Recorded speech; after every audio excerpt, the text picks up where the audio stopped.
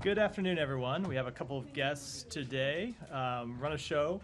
Our ambassador to the United Nations, Linda Thomas Greenfield, is here, along with our special envoy for Sudan, Tom Perriello. Ambassador Thomas Greenfield is going to kick it off with some open remarks. They'll take a few questions about the conflict in Sudan, and then I will return for the remainder of the briefing. So, Ambassador. Thank you very much, and good afternoon, everyone. Let me just start by welcoming Special Envoy Tom Perriello back from Chad just last week, but also welcome him back to the State Department.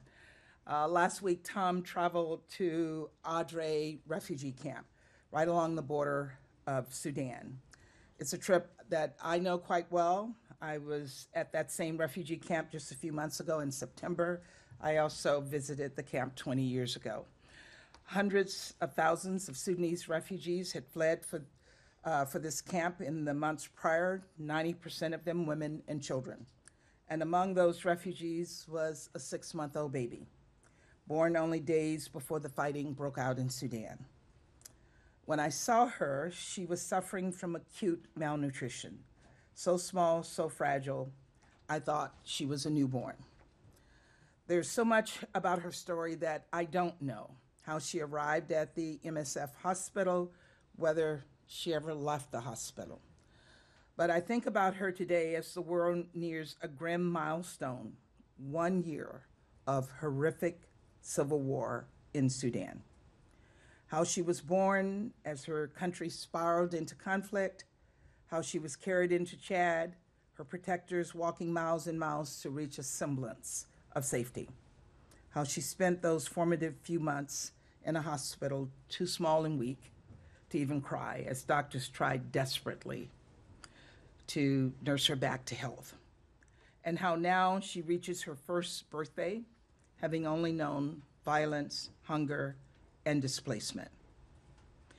April 11th should be a historic occasion as we mark the 5-year anniversary of the revolution that toppled the Omar al-Bashir's regime, his 30-year reign. 5 years ago, you could practically taste the spirit of freedom, peace, and democracy in the air as women and young people took to the streets demanding change. And yet, that baby I met in September is not growing up in a free, peaceful, democratic Sudan. Instead, she's one of millions whose lives have been upended and forever altered by this war. Today, nearly 25 million Sudanese people live in dire need of humanitarian assistance and protection. 3/4 of them face acute food insecurity. Nearly 8 million have had to flee their homes in what has become the world's largest internal displacement crisis. We've seen reports of gang rape, mass murder at the hands of the Rapid Support Forces militia, of girls sold into sexual slavery, boys being made into child soldiers, of urban areas destroyed by area weapons, and entire villages burned to the ground. And yet, as communities barrel toward famine, as cholera and measles spread, as violence continues to claim countless lives, the world has largely remained silent. And that must change, and it has to change now. The international community must give more, it must do more, and it has to care more. And let's start with the funding piece because that's critical. To date, just 5% of the UN's humanitarian appeal for Sudan has been met. Already, the World Food Program has had to cut assistance to over 7 million people in Chad and South Sudan. And that includes 1.2 million refugees like the ones I met in Adre, people who were already struggling to feed themselves and their families. This is a matter of life and death. Experts warn that the coming weeks and months, over 200,000 more children could die of starvation. The United States, for our part, plans on significantly increasing our funding in the days to come. More than just lacking aid, however, humanitarian workers have been systematically obstructed from delivering aid to those in need. From the beginning, brave people have been on the ground, often putting their lives at risk to save people in Sudan. But at every turn, combatants on both sides of the war have undermined their work. That includes the Sudanese armed forces, which has impeded the major humanitarian aid crossings from Chad into Darfur. And that's where doing more comes in. Should the SAF not reverse course immediately, the Security Council must intervene to ensure life-saving aid is delivered and distributed, including, if necessary, through a cross-border mechanism. What's more, we must continue urging the warring parties to stop the fighting and get back to the negotiating table, as well as urge those outside supporters prolonging this conflict and enabling these atrocities to stop sending weapons to Sudan. Finally, I want to talk about the lack of care, the lack of attention the world has paid to Sudan. Just 5 years after a revolution that offered a glimpse at a free, peaceful, democratic Sudan, people are losing hope. Aid workers have begun calling this conflict the forgotten war. Sudanese children are asking why the world has forgotten them. And let's be clear, I don't believe the dearth of attention is because people are ignorant or unfeeling. In fact, I believe it's the opposite. I believe it's because there are so many terrible crises, so much violence and pain, that people don't quite know which way to turn. And this is where I need the help of all of you, the members of the press, who join me in this briefing. As we mark 1 year of this conflict, please don't let it go uncovered. Don't let stories like the ones I heard in Chad go unheard. Don't let perpetrators of this horrific violence go unexposed, from the generals who started the war to the backers who continue to fuel it. Don't let the feeling that we've forgotten Sudan become a reality, because we need to reignite that spirit of revolution, the hope and promise that characterized this day 5 years ago. I'm counting on you, and the people of Sudan are counting on you as well.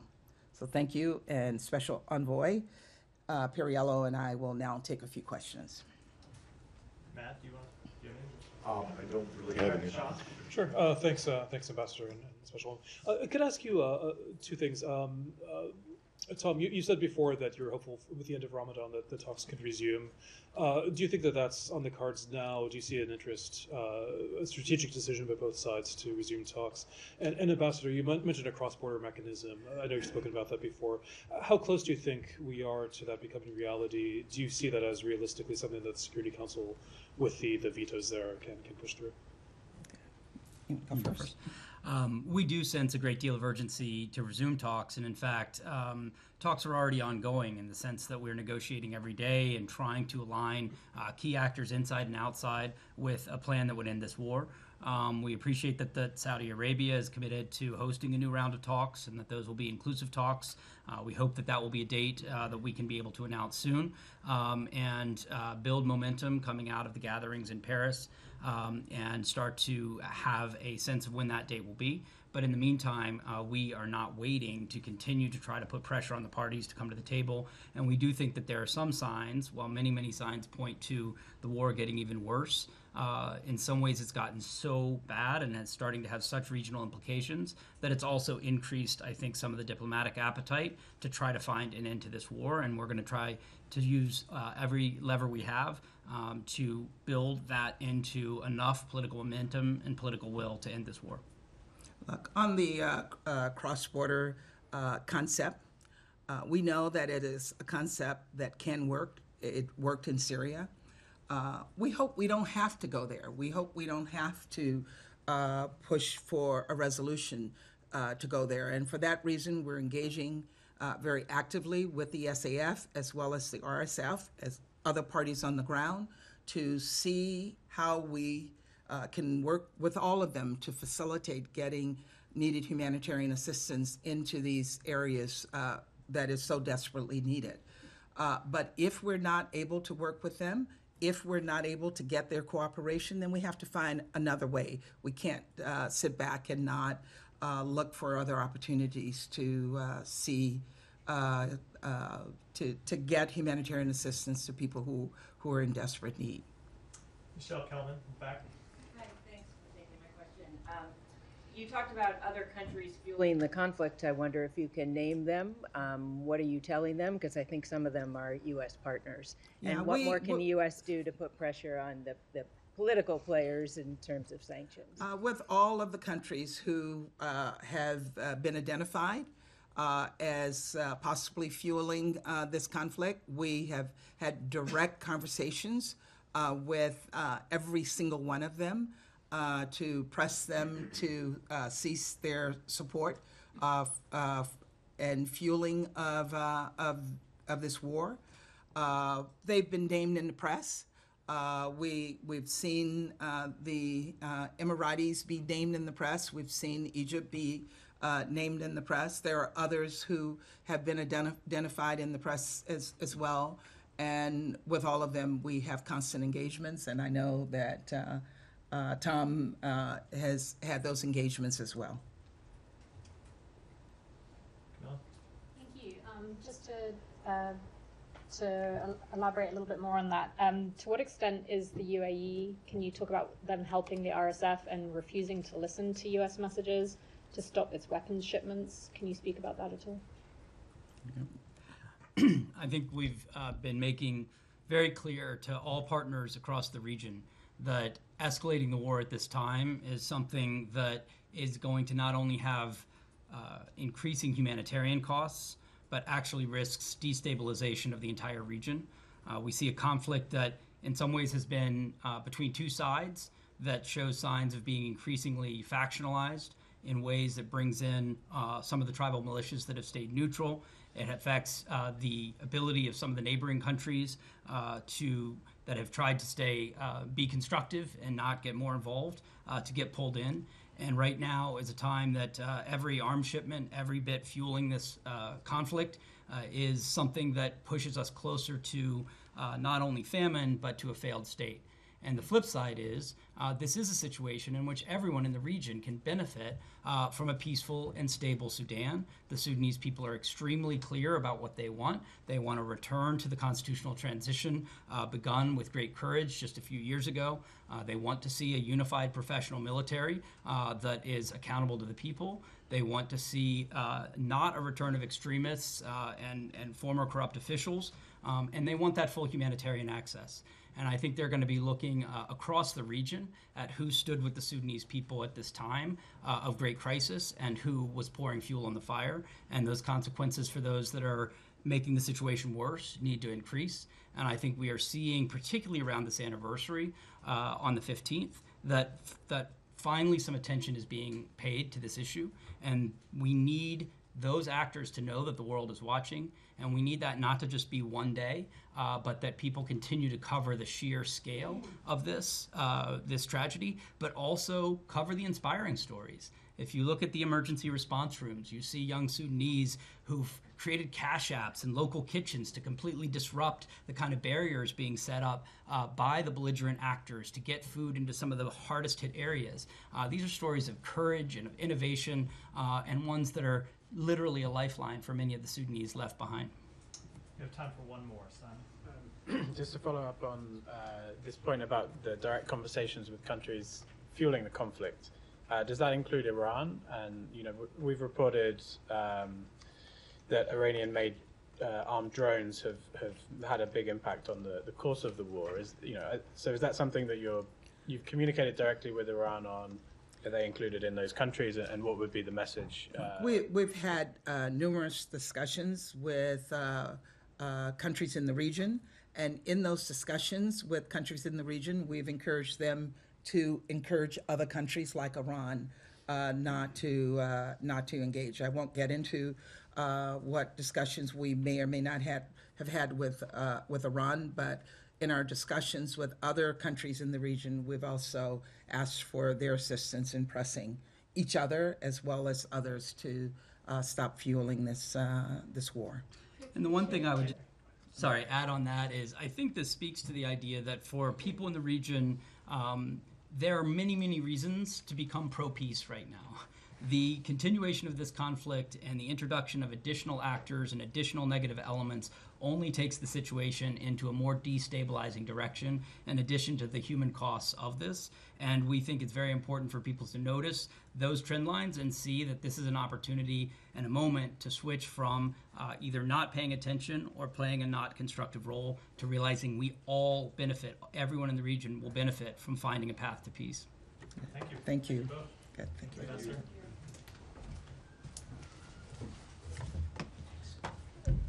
Okay. So before we get to questions, I have just a couple of opening comments about the situation in the Middle East. We continue to be concerned about the risk of escalation in the Middle East, something we have been working to mitigate and contain since the attacks of October 7th, and specifically about the threats made in recent days by Iran against the state of Israel and the Israeli people. You saw the president make clear yesterday that we stand in strong support of Israel's security against these threats. Secretary Blinken has been engaged in diplomacy over the past 24 hours through a series of calls to foreign counterparts, including Turkish Foreign Minister Hakan Fidan, Chinese Foreign Minister Wang Yi, and Saudi Foreign Minister Faisal bin Farhan to make clear that escalation is not in anyone's interest and that countries should urge Iran not to escalate. We have also engaged with European allies and partners over the past few days and urged them as well to send a clear message to Iran that escalation is not in Iran's interest, it's not in the region's interest, and it's not in the world's interest.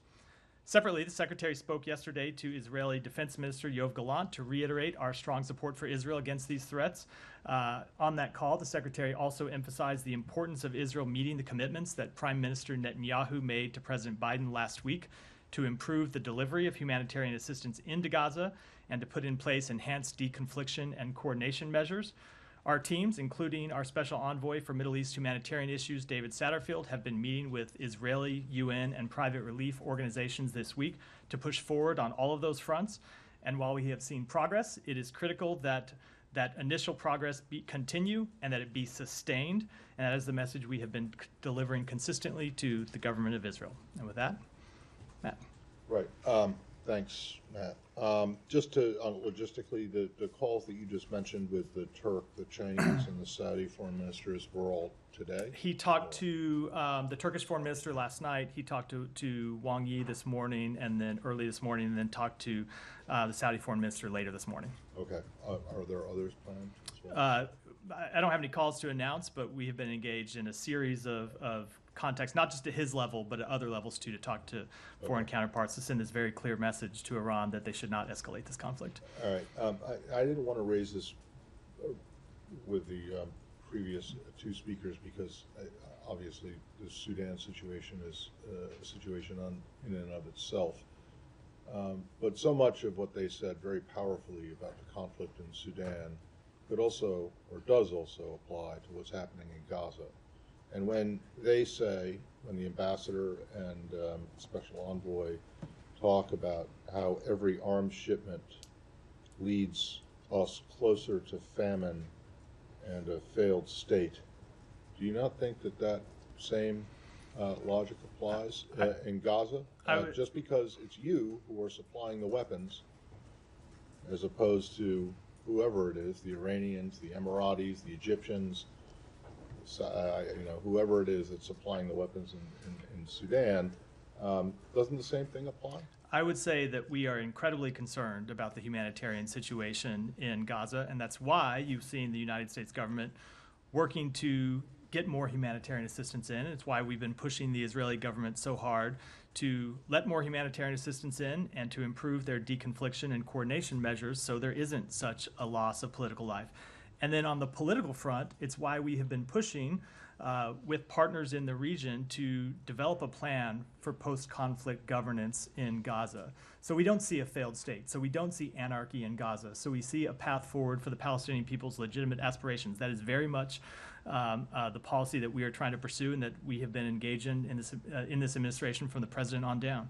But is it correct then, though, that the administration believes that every arms shipment to Sudan leads us closer to famine and a failed state? That that does not apply You have a very different. in Gaza? You have a very, I you have get a that, very, it is a very different situation in Sudan, where you have a brutal civil war, two warring parties trying to seize control of the government, and in Israel, where you have Israel responding to a terrorist attack against its people and trying to achieve a legitimate counterterrorism and military purpose. That does not change at all the severity of the humanitarian situation, which is why we have been working so hard to improve that humanitarian situation for the people in Gaza. So you don't think that every arms shipment to Israel leads us closer to famine? We have continued to support Israel's right correct? to No, we have- it's- I let don't me know, let me it say, doesn't matter to me they- one they are- way or they- the other. they what are you different say, but conflicts, but I would know say, they are, I would but say, I'm I just would asking say, you, they made the point in Sudan. and I'm answering And I that- just want to know if you they feel the same way about they are Gaza. very different conflicts, but the humanitarian situation in Gaza is dire, and that is why we are working so hard from the president on down to get more humanitarian assistance in, and it's why we were working to improve deconfliction and coordination, so we don't see such a high number of civilian casualties as we've seen over the past 6 months. Thank you. Sean, go ahead. Can I just pursue briefly on the opening comments on calling Wang Yi and others? I realize you're probably not going to give a full read on this, but how successful was that? I mean, do you think there's an interest from these other countries as well to see Iran not escalate? So I'm not going to speak for any of those other countries. I will let them speak for themselves. But the point that the Secretary has been making to each of these counterparts, foreign counterparts, both those in the region and foreign counterparts outside of the region, is that further escalation of this conflict doesn't just hurt Israel, doesn't just hurt Iran, doesn't just hurt the countries in the region, but that it harms every country in the world. Every country in the world would be hurt by wider regional conflict. Every country in the world would be hurt by wider regional war, both economically, diplomatically. And so the Secretary has been making clear to every country that has any semblance of a relationship with Iran that it is in their interest to use that relationship to send a message to Iran that they should not escalate this conflict. But I will let those countries speak for themselves about what action they may or may not take. And I have to ask, I know this has been asked before, but Iran, of course, argues that a diplomatic facility was struck in Damascus. Has there been an assessment at this point from the United States whether this was indeed a strike at a diplomatic facility? We do not have a final determination. It's something we're still assessing. Do you think there will be an assessment at some point from the U.S.? I do, but it's something we're continuing to work through. Matt, on this, Yeah, Michelle, go ahead. reports say today that Iran delayed or changed plans to attack Israel at the last moment due to U.S. warnings. Can you confirm that? And do you still expect an Iranian reaction to the attack on Damascus? So I'm not going to speak to what Iran may or may not do or what our assessments are. You don't need an intelligence community assessment to see the threats that Iran has been making. They've been making those threats quite publicly and quite loudly over the past few days.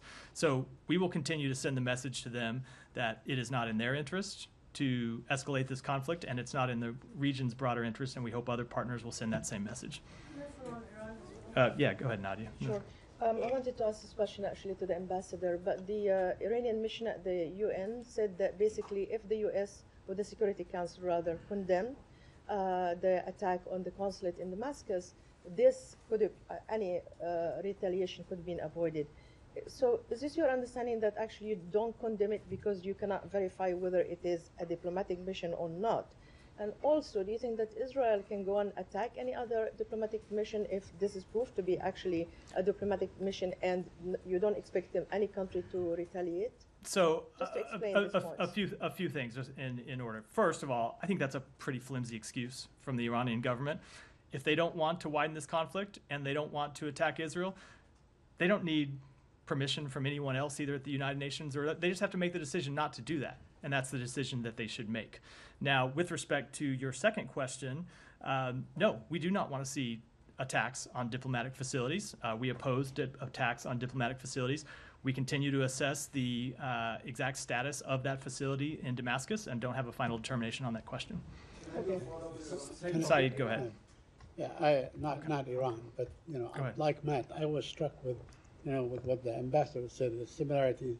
You could change the word Sudan for the Palestinians or Gaza, and it'd be exactly the same, with one difference. I mean, you don't have any control over the conflict in Sudan. but you certainly have Saeed, control. can Can I just finish my question? I have not asked my Fine, question. fair enough, go ahead. So, my question to you is, why has the United States not taken, it's the moral high ground and its ability and its leverage to end this conflict as it can? We have seen this happen in the past. We've seen it happen in 1982. We've seen it happen with this administration in May 2021. So, my question to you, why has not this administration taken that step to end this conflict now? So first of all, Saeed, they are very different conflicts and very different situations, and that's incredibly important. The conflict in Sudan is two warring military factions following a coup that overthrew a democratic government who are fighting for control of Sudan. That is a different question than the conflict in Gaza that was started not by Israel, but by Hamas. Hamas launching a brutal terrorist attack that killed over 1,200 Israelis and citizens of other foreign countries. And Israel has the right to hold Hamas accountable for those attacks, as the United States would, as other countries in the region would, as any country in the world if it were the victim of such a brutal terrorist attack. That said, we are trying to bring this conflict to an end. You have seen us work to try to achieve a ceasefire, an immediate ceasefire of at least 6 weeks that would bring the hostages home, and that we have said consistently we would like to see widen into a broader end to the conflict. You have seen us work on post-conflict governance to try to find a path forward for the Palestinian people's legitimate political aspirations.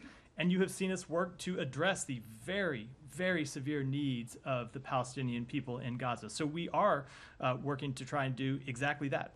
Okay, let me just follow up. Please don't interrupt. Just let me go. I'll go through the questions and get to who I get to. I just want to follow up.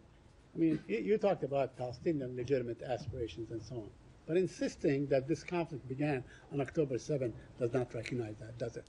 Does it recognize that the Palestinians have legitimate aspirations that go back 75 years? Not just to October 7th. So they do have legitimate political aspirations that go back decades. It has been the policy of the United States for decades to try to achieve 2 states. But Saeed, I don't want to, not only don't want to, I fundamentally disagree that October 7th had anything to do with trying to answer the Palestinian people's legitimate political aspirations. It was a terrorist attack targeting civilians that killed civilians by a terrorist group that does not recognize the existence of the State of Israel. So when you look at trying to achieve a peaceful resolution to the decades of violence and the decades of political conflict between the Israelis and Palestinians, it is Hamas that has firmly rejected a political solution to that decades-long dispute. Yeah, but do you acknowledge that Gaza was under siege for basically 17 years, and every other year there would be an attack and a war by Israel time after time after time, killing hundreds and thousands there of have been Palestinians? incidents going back in this dispute, in this conflict for decades. Nothing that happened on either side justifies the attacks of October 7th. I have a quick question on Yeah, Iran go ahead. before we, just one, there are reports of the Iranian foreign minister coming to New York City next week to visit the UN. I'm wondering how the U.S. assesses the likelihood of an Iranian attack happening during that period of time, if it would have any impact at all. I don't want to speak to a time frame. We're obviously very concerned about the threat of an Iranian attack. We've made that clear from the president on down, but I don't want to put any kind of time frame on it. We were hoping, of course, to avoid such an attack in the first place. Do you think it's moving in the direction of avoiding one? I don't want to give any type of assessment. As I said, it is not in Iran's interest. It's not in anyone's in the region, anyone in the region's interest for Iran to escalate this conflict, and that's the message we're sending to them. Wait, you were hoping to avoid an attack in the first place? Has one happened? An attack by Iran. Yeah, no, one has not happened. Weren't you hoping to avoid the Israelis attacking an Iranian diplomatic her question was. I know, hold on. Let me just answer. Your answer to her seemed to suggest that you thought the Iranians had already retaliated. No, my answer. Well, okay. That's not what I was suggesting. Right. My answer was in the context of the question she asked me, which was about an attack coming next week. Fair enough. So, let's go. Let me. On that call, just the call to the Turkish foreign minister, was it purely Iran call, or did they have a chance to discuss Ukraine, the Caucasus, President Erdogan's upcoming trip? And why Turkey? Do you guys believe that Turkey has enough leverage to move the needle? They have Iran's ears? It's not just Turkey. It's a number of countries. It's other countries as well that have relationships with Iran, Saudi Arabia, China. and we have made have had other diplomatic engagements with countries in Europe and other countries in the world because we want to send a very unified message. With respect to the call itself, the primary purpose of the call was to discuss Iran's threats against Israel. There were other issues discussed, but I don't want to get into those. I was asking because we have a statement from Khamenei last night saying that any Islamic countries supporting Israel or not supporting their narratives, they engage in treason. Any countries that what? Any Islamic countries that do not, fall in line with their narratives, they engage with treason. I was wondering how much the calculation of calling Turkey in this case is part of. It doesn't have anything to do with those comments. Obviously, comments are ones that wouldn't just be rejected by the United States, but would be rejected by other countries in the region. I have different questions. Let me stay in the region, and then go ahead. Thanks. On the hostage talks, can you give any update on whether there's been a response from Hamas, and also is there a level of concern in the U.S. government about the Israeli strike that killed Hamas leader Ismail Haniyeh's family members, and how that might affect the talks? I'm not going to give any update on the talks themselves, other than that we continue to engage in them and try to pursue a successful resolution. With respect to those strikes, I certainly hope that it will not, but I wouldn't want to make any kind of assessments. Stay in the region. Nadia, go ahead, and then we'll come back. Yeah. There's a record number of land that's been confiscated in the West Bank. That came out today. It's like between 2018 and 2023 is 5,900 acres that have been confiscated. The administration has always talked about this two-state solution, and one of the major obstacles is settlements. So if this land has been taken, and there's not just like condemnation from the administration, but actually there is nothing practical that we see that will stop this land from being taken, that will undermine the president's vision. So how can you go forward when actually there's no even base to have a state in the future? So two things. First, we have made consistently clear that we oppose further settlement activity in the West Bank. We think they are a barrier to peace. We think they are inconsistent with international humanitarian law. And I will just say, to put those actions in the larger context, there have been a number of things that the government of Israel has done over time that we have said are detrimental to Israel's long-term security. Obviously, settlements in the West Bank are one of them. There are other actions that it has taken in Gaza that we think are detrimental to Israel's long-term security. So what fundamentally it comes down to is we are working, as you know, with partners in the region to develop a path forward for Israel and the Palestinian people that we would present to them that would provide for post-conflict governance in Gaza, that would have a component to reconstruct Gaza, that would provide further assurances for Israel's security by its partners in the region, and there are other countries ready to step up. And so I'm making this a broader answer because all of this relates to that very question. It's not just about settlements. It's about what kind of future the Israeli people see for them in the region. And ultimately, and we're not there yet because we've not finished this plan and we've not presented it to the people of Israel and the government of Israel, but ultimately, this is a choice that Israel's going to have to make. Okay, just very quickly. The ambassador made a passionate appeal to us, the press corps, to cover Sudan, not to forget civilians, rightly so. But we haven't heard from any senior officials the same appeal about Palestinian civilians in Gaza. Number one, we have many journalists who have been killed, including our colleagues. We don't hear any, apart from condemnation, nothing's been done to protect them. And second, why can't the United States allow independent journalists to go to Gaza, since you don't have anybody on the ground, so they will have access and tell us what's happening there? So a few things. First of all, the reason you heard the ambassador make that appeal with respect to Sudan, and this is not for me to play editor or a segment producer, but is that we don't see as much coverage about atrocities in Sudan. We don't see as much coverage about the plight of the Sudanese people.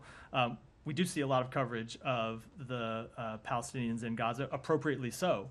But I think her point was that we would welcome seeing coverage of this very difficult conflict that we are trying to resolve in Sudan. When it comes to journalists in Gaza, we have made clear on a number of occasions that we want to see journalists protected, and the coordination and deconfliction measures that we have been pushing the government of Israel on so hard, that the president pushed the government of Israel on in his call on Friday, would ultimately help with journalism and make it safer for journalists to operate inside Gaza. And I will just make it very clear that we have pressed the government of Israel directly to allow journalists to go into Gaza. It's not something that we control, but we have made clear that we all benefit from seeing what's happening on the ground, that we know what's happening there, not because we have U.S. Officials there, and many other countries don't have officials there, but because of journalists who are putting their lives on the line to bring us those stories. And we've made clear to the government of Israel that we think they ought to let more journalists in. Yeah, go ahead, and then I'll come to you, and then we'll start taking other ones. I'm going to come to you, Janie, but I doubt it's an Israel question, so that's why I'm moving around the room first. You may surprise me, so I'll just go ahead. Thank you, Matt. America has a number of allies, but what message do they receive when America harangues one of its closest allies, Israel, and their democratically elected leader Benjamin Netanyahu in a follow-up?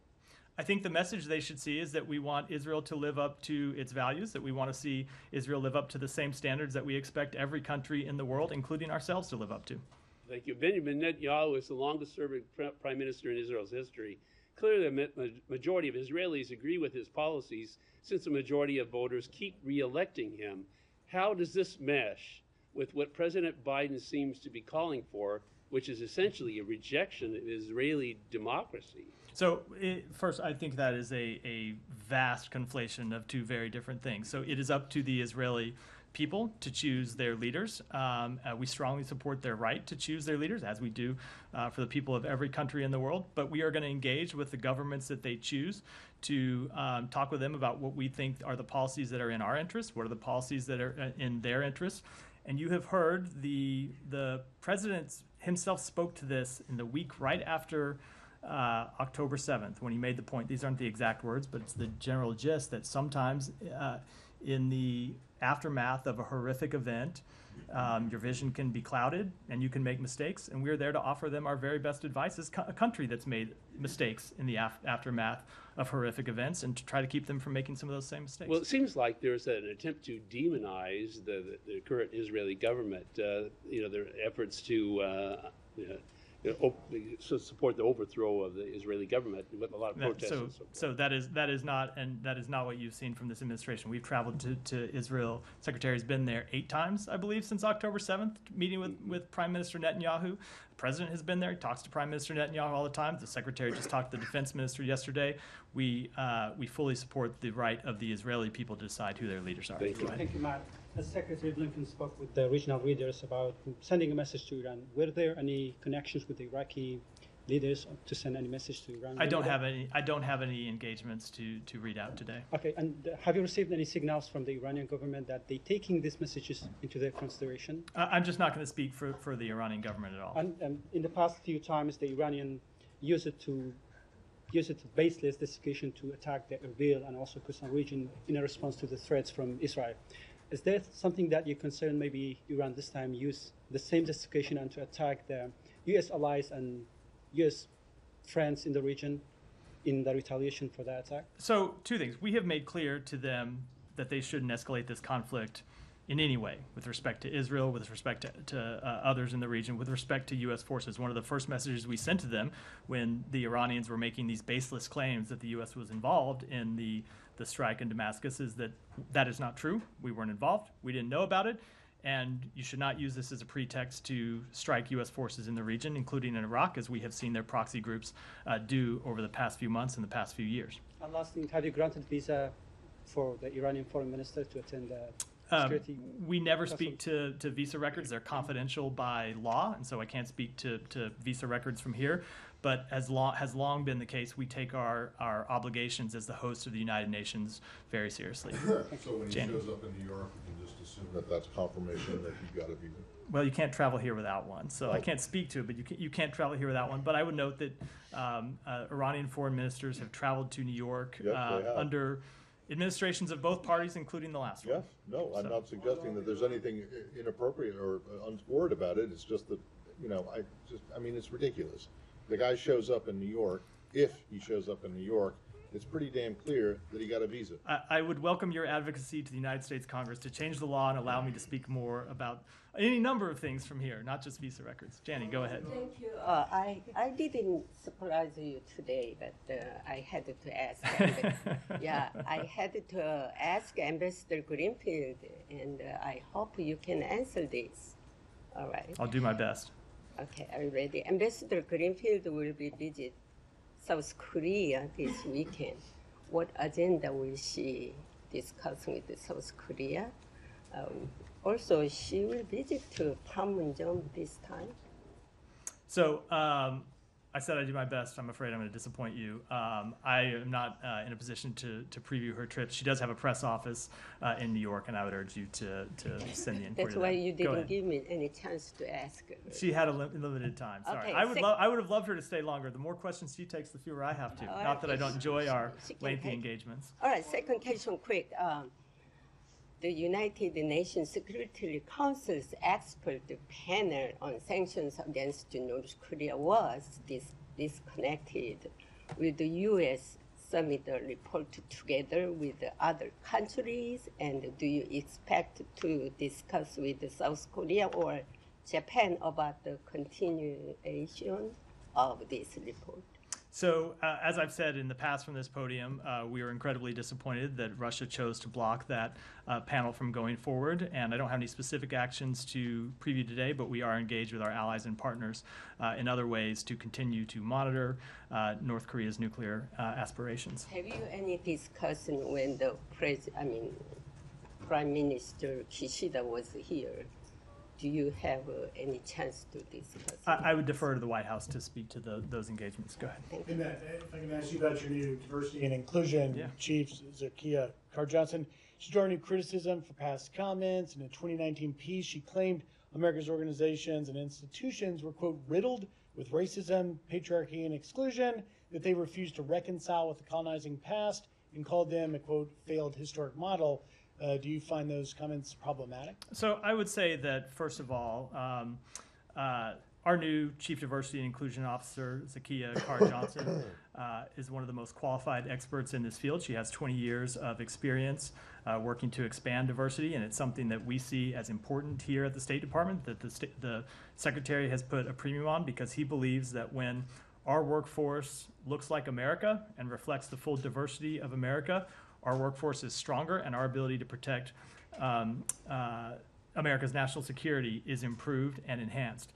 And that's why he selected her to do this incredibly important job. Second of all, with respect to her quote, I have seen that people have used excerpts, have not used the full context of it, but I would say a lot of this criticism seems to be from individuals. I saw former officials tweeting about this. Secretary Pompeo took the hardest. Certain former officials who don't seem to, for whatever reason, to support our work to expand diversity inside the State Department. And that's just where we have an honest disagreement, where we think that's work that we ought to do, and we ought to hire experts who have experience in doing that, and that's what we're going to continue to do. And I think we're just going to have to disagree with some of those critics. Can I just lastly read you? Secretary Pompeo obviously worked here in the building, said, quote, the State Department should be staffed by individuals who love America and believe in our core principles, not ideologues who think that America represents a failed historic model. You want to respond? Well, apparently he believes there are different ways to love America, because one of the ways we believe you can best love America is to love its full diversity and build a workforce that reflects that full diversity. Thank you. Come to you next. Sorry. Okay, thank you much. Sorry. I should not mumble my... No, that's not much. Especially Ukraine, if I may. Going back to last night's strikes, which Ukraine believes that was designed to maximize attacks on infrastructure. What was your reaction, and what is your take of the state of play on the battlefield? And do you still believe that Ukraine doesn't have a right to retaliate? So we have seen Russia, unfortunately, continue to attack Ukraine's energy infrastructure. That's something they've done not just overnight, but over the past couple of years. And I would say for us, it comes back to the need for Congress to fully fund, fully pass the president's supplemental request. And it goes directly to this question you asked me about the situation on the battlefield, where we have seen Ukrainian armed forces having to ration artillery shells, having to ration ammunition. And of course that has an effect on their ability to fight the war, and an effect on their ability to repel Russian troops, and it's why it is so urgent for Congress to act. Is there any active restrictions on Ukraine imposed from the U.S., by the U.S., to prevent them from retaliating this obvious step to take it back to Russia. So two things. We have made clear that we do not encourage strikes outside of Ukraine, and we do not enable those strikes with U.S. provided weapons, and that we don't want to see U.S. provided weapons used for strikes outside Ukraine. Ultimately, when it comes to deciding how to prosecute this war, those are Ukrainian decisions, but we do not encourage or enable such strikes. I have one more, if I may, on Georgia. So what is there anything you have learned during the past couple of days, since Georgia government moved forward and submitted the Russian law? Just curious, like, what do you made it clear that this is taking Georgia away from European path. Do you witness democratic backsliding in Georgia? Is that your analysis? I don't want to make any broader assessment than the assessment I made the other day that pertains to this specific law that we believe would harm civil society organizations working to improve the lives of Georgian citizens and would derail Georgia from its European path. It's still draft legislation, and I'll leave it at that. Has anyone from this been shot or Georgia? Let me move on just because we're running short of time. Michelle? On Bahrain, do you have any comments on the release of more than 1,500 prisoners? We did see that step by the government of Bahrain. We welcome very much the decision by the king to pardon over 1,500 prisoners, along with the government's announcement April 9th that they will work to help the recently released find employment. Thank you. Yeah. Oh, Sean, I'm sorry. Go ahead, and I'll come back. This time I promise I'll come back. Thanks, Mayor. In meeting alongside President Biden with President Kishida, did the pending deal between U.S. Steel and Nippon Steel come up? I will let the White House speak to those comments. In fact, I believe the president addressed them yesterday, or speak to that question, I should say. And on Wednesday, President Xi held a meeting with former President Taiwan Ma, who supports closer ties with China. Does the department have any reaction to this meeting? No, I do not. Sean? Two things. One, going back to Ukraine, the Swiss have announced a conference on Ukraine. This is in light of Zelensky's visit in Davos and the peace formula he has. Russia has had some strong words about it, saying that it's part of the Biden re-election campaign, I think, and the U.S. is behind it. Does the U.S. have any comment on this, on whether the U.S. will participate, whether it sees utility in the conference? So I don't speak to campaign matters, but that doesn't show a lot of confidence in the Swiss government's ability to conduct their own foreign policy matters. I would say, obviously, that is an absurd allegation by the Russian government. I can't preview. I believe that conference is still several weeks away. I can't preview what the U.S. participation would be. But we have supported Ukraine's diplomatic efforts. We have supported Ukraine's peace formula. We have supported President Zelensky making his case to other countries in the world, and we will that will continue to be our policy. But we have seen consistently that Russia has not been willing to engage in real diplomacy about a path forward for Ukraine. Ukraine has made clear that at the right time they would welcome that, and they have not had a willing partner in Russia. And just briefly, I mean, do you, generally speaking, think it's useful for the Swiss to hold this? You're supportive of, regardless of the participation of? Look, our policy on this has always been nothing about Ukraine without Ukraine. If this is a diplomatic meeting that the Ukrainian government supports and wants to engage in, we certainly support their right to do so. I don't have any further comment on the conference itself or how it's going to shape up. Sure. Just one completely separate issue briefly. Mali, I don't know if you've followed the latest developments there. Ban on activities of political parties and then ban on media coverage of political parties. Anything to say about that? We are deeply concerned about the Malian transition government's decree suspending all political activities until further notice. Freedom of expression and freedom of association are critical to an open society.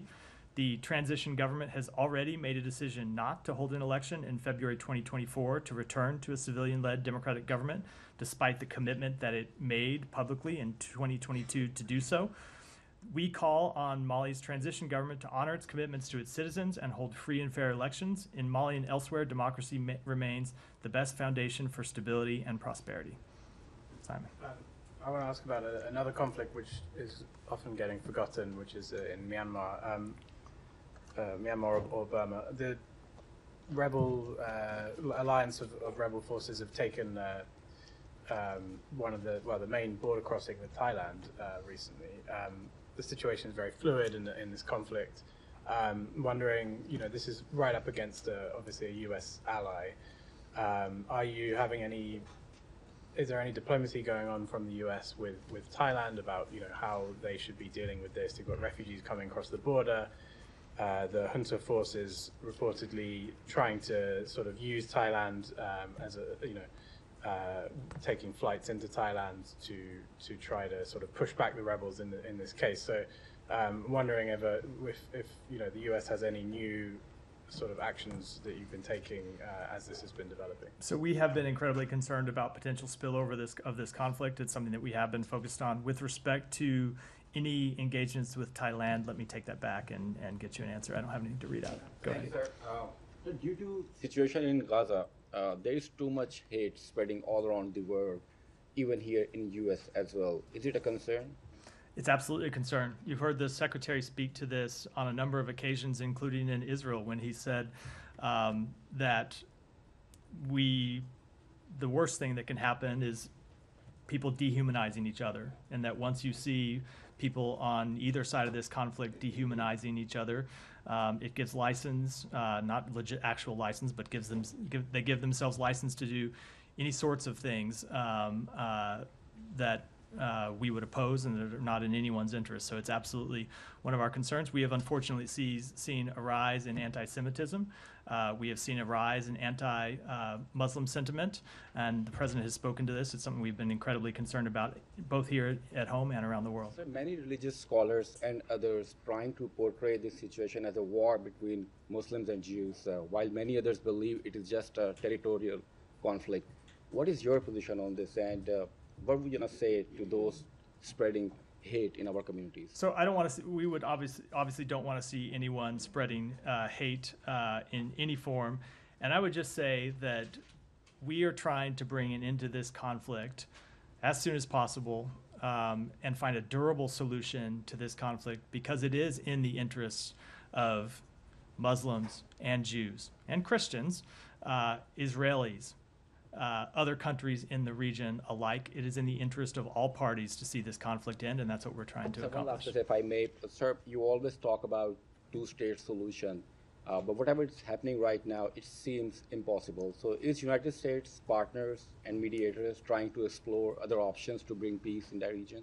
So I spoke to this a little bit in response to an earlier question. We think ultimately that is the path forward, and I know it's incredibly difficult and it looks incredibly bleak. But it is our assessment that at the end of this conflict, it is going to end, that if there is not a path forward, Israel is going to be back with the same security risks it has had since before October 7th. It is going to be in the same position with respect to a lack of relationships with all of its neighbors. And it is in Israel's broader security interests to find a path forward for reconciliation with the Palestinian people, as difficult as that seems. And so that's why we're going to continue to pursue it. Go ahead. Thank you very much, Matt. Just three questions. One is, come on, it's my sixth briefing. Three questions is not too bad. Just go ahead. So with regard to Iran, please correct me if I'm wrong, that this administration has basically made Iran more stronger in these past few years till now, this threat thing that has started. But can you confirm whether Pakistan and Iran, you have information that Iran is supporting the ISIS in Pakistan right now, these recent terrorist activities? Do you have any information that it's the Irani regime that is doing this or not? So I would obviously disagree with your characterization. I'm not going to get into a long rebuttal about something we've spoken to a number of times, but no, I do not have information to suggest that. My second question is about ex-Prime Minister of Pakistan, Shahid Khaqan Abbasi, who was Prime Minister from this ruling party, where Shehbaz Sharif is Prime Minister. He said himself just last week that this current regime has stolen the mandate. Basically, Shehbaz Sharif should not be a Prime Minister of Pakistan. Do you agree with him on that? Ultimately, as you've heard me say once or twice from this podium, decisions about the Pakistani government are for the Pakistani people to make. Just last one. A few days ago, U.S. officials from Islamabad embassy went to meet this gentleman named Zahir Jafar, who was convicted on murdering his wife. He's a U.S. citizen. He's on a death row now. The U.S. official went to Adiala jail to meet him. Just a few blocks down, there was Imran Khan in jail as well. Thousands of Pakistani Americans have asked to go and meet him as well. Why is the U.S. not going to meet the guy in jail? I would defer to our embassy in Pakistan to answer that question. Go ahead, Shannon. I'll come to you next, Ryan. Thanks, Matt. On the State Department's latest travel alert for the U.S. Embassy in Israel, it details how American personnel have now been limited from traveling within the country. It says it's been done out of a, quote, abundance of caution. Just wondering if you can say definitively whether this is linked to the threat to Iran. So obviously we have seen Iran making public threats against Israel in the past few days. Israel's in a very tough neighborhood, and we have been monitoring the security situation. You saw us slightly adjust our travel warnings at the beginning of this conflict, and we conduct ongoing assessments all the time about the situation on the ground. So I'm not going to speak to the specific assessments that led to us to restrict our employees and family members' personal travel, but clearly we are monitoring the threat environment in the Middle East and specifically in Israel, and that's what led us to give that warning to our employees and their family members and to make it public so all U.S. citizens who either live in Israel or are traveling there are aware of it. Right. Thanks, Matt. President Biden said this week that the U.S. is considering Australia's request that it drop its extradition attempt against Julian Assange and instead allow him to go back to Australia. Normally when we ask about Assange, you say, refer you to the Department of Justice, but now that the president has said that there are diplomatic talks going on, that seems like it would be squarely in the State Department. So is the State Department involved in these conversations with Australia? What can you tell us about these talks? That is a good way to try to get me to violate that rule about not commenting on extradition matters, but I'm going to refrain from doing so.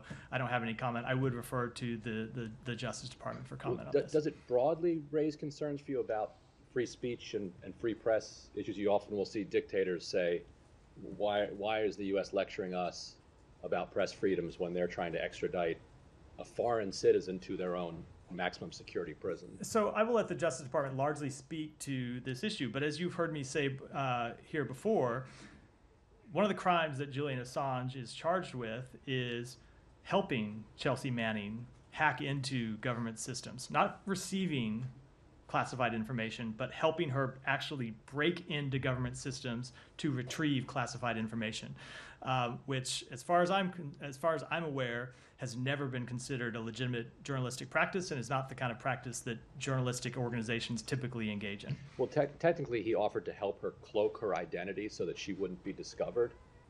We as journalists do that all the time with sources talking on Signal and other devices to try to make sure that sources are protected.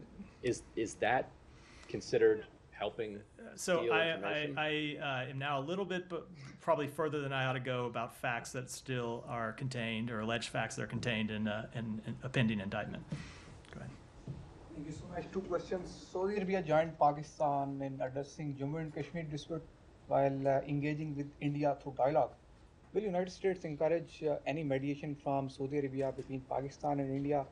Because from very recent past, we observed that United States encouraged all those engagements that goes according to the regional interest of US, including the Houthis and Saudis talks. After October 7th, US stressed Saudi Arabia to halt that talks. Before October 7th, US was encouraging that. Let me take you that one back and get a complete answer. And number second, National Security Advisor had a scheduled visit to Saudi Arabia for talks on Israel normalization. Is it rescheduled, or with the ongoing circumstances in the Middle East, there is some policy change expected from the United States? So I will let the White House speak to the National Security Advisor's travel, but I did see him at the White House podium 2 days ago saying that he does intend to reschedule that trip. Go ahead, and then we'll go here and then wrap up for the day. What is the State Department's position regarding Israel possibly conducting an offensive attack on Iran or Iranian interest? As Netanyahu today he said, they're ready for defensive or offensive attacks. Wouldn't an offensive attack be part of that escalation that you say that we're trying to prevent? So I'm not going to speak to hypotheticals other than to say we don't want to see this conflict escalated in any way. Go ahead. Thank you. The Spain's Prime Minister, Pedro Sánchez, said that he will recognize the state of Palestine before this summer and that he wants other European countries to join him. Do you have any comment on that? Every country has to make its own decision with respect to when and where it recognizes entities in this regard. I will say on behalf of the United States, we have always believed, we have always strongly supported the creation of an independent Palestinian state, but we believe that that's something that is best achieved through dialogue and negotiation between the two parties as well as other countries in the region, and that's something we're actively pursuing. With that, do you have one more? Yeah, go ahead. Yeah, also Mexico asked today to suspend Ecuador's membership of the United States after the raid on the Mexican embassy. Do you have any answer? I don't have anything other than what we said previously, which is we have asked Ecuador to work with Mexico to find a resolution to this dispute. With that, wrap for today. Thank you. Thanks, everyone.